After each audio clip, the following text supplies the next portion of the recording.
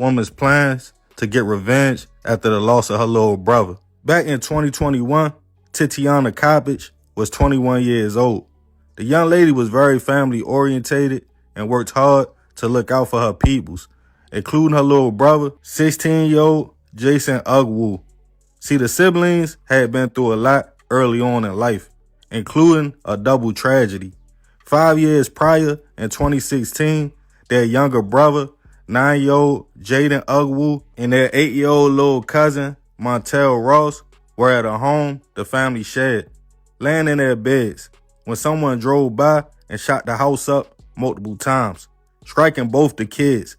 Jason was home and attempted to render aid to his little brother before paramedics came, but unfortunately, he held his younger brother as he passed away in his arms, and his little cousin would unfortunately pass away as well. The loss of the two baby boys hit the family hard, and they wanted answers. Who will pull up and shoot in a house with multiple kids inside?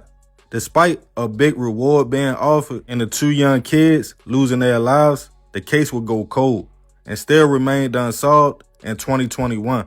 But now older, Jason was focused on school and sports, being a standout basketball player and attending Hogan Prep. He also was a part of Victory Outreach KC Mo, where he connected with his peers and older people that helped each other navigate life in Kansas City.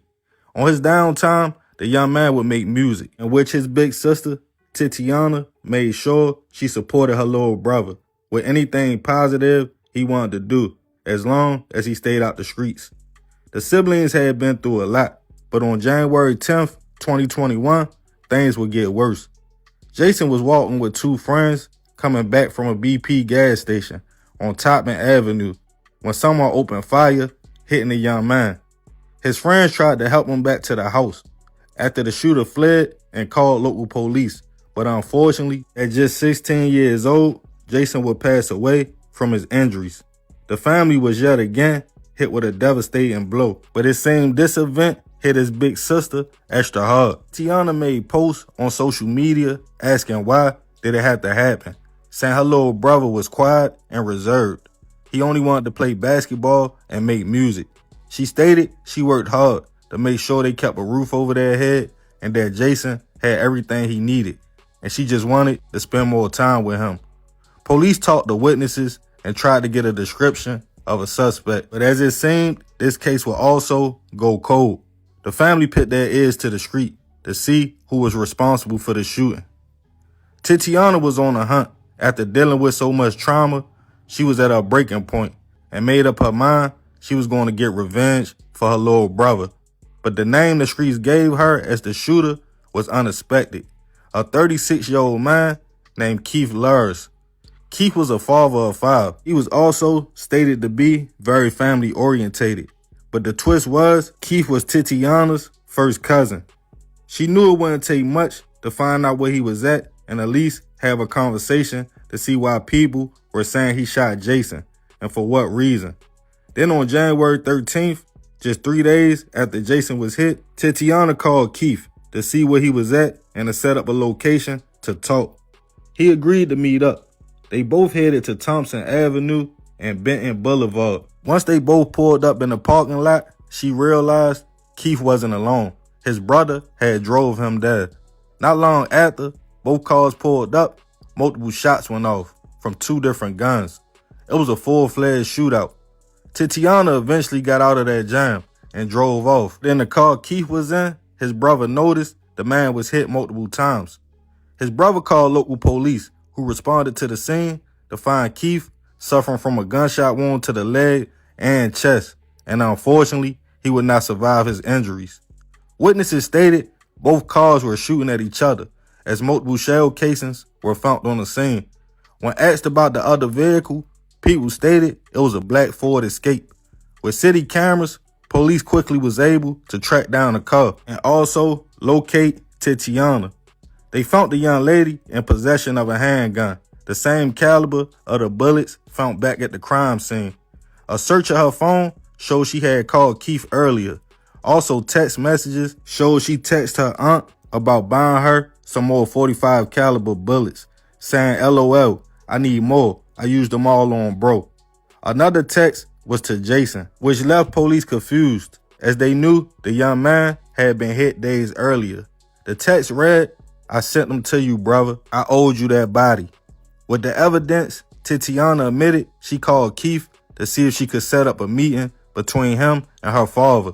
As the streets was talking, she didn't want things to get out of hand and they tried to get rid of each other.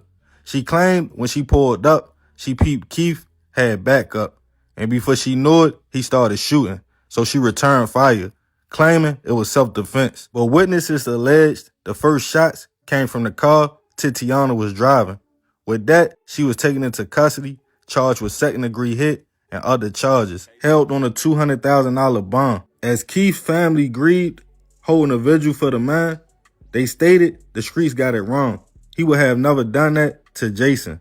The news made it to social media that a young woman loved her brother so much to get back and let him know even after the job was done. The situation went viral, and rappers felt the young lady was justified in her actions, even stating they would help bail her out of jail.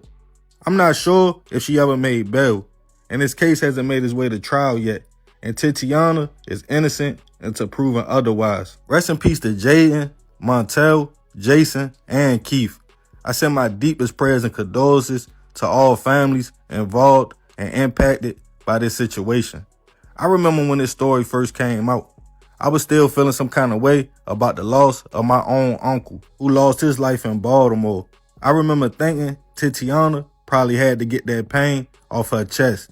It seemed it had been issues going on in the family that seemed street related.